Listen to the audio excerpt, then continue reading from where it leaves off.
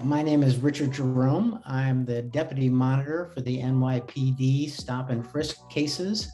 I've been working in police accountability and police oversight for about 25 years, and been working in civil rights for about 35 years.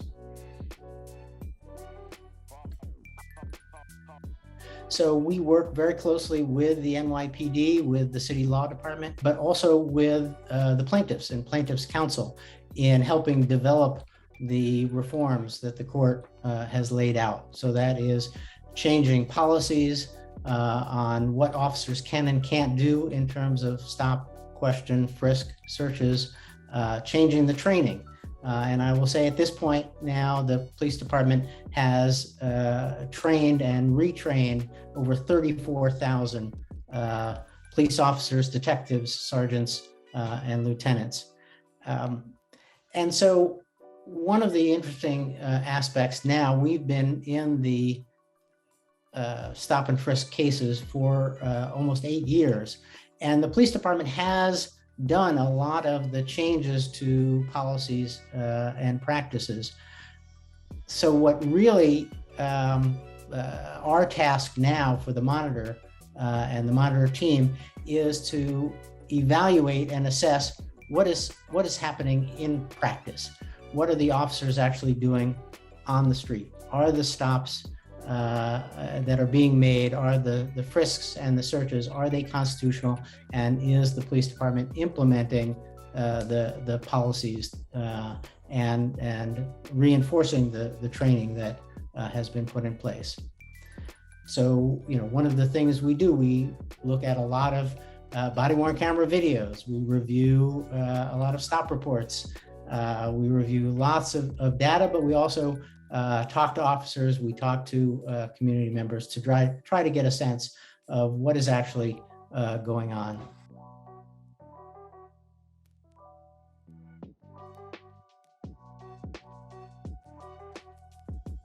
The first was actually working when I was at the Justice Department, working with Attorney General Reno on a conference, a national conference on strengthening police-community relations.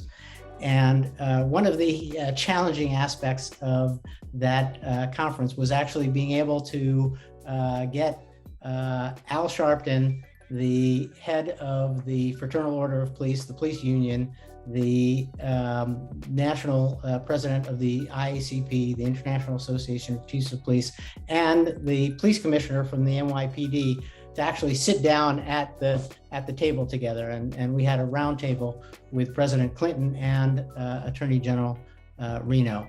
And one of the things that I was very proud about was from that conference and the breakout sessions that followed, we were able to develop, and I helped the Attorney General publish a document called the Principles for Police Integrity.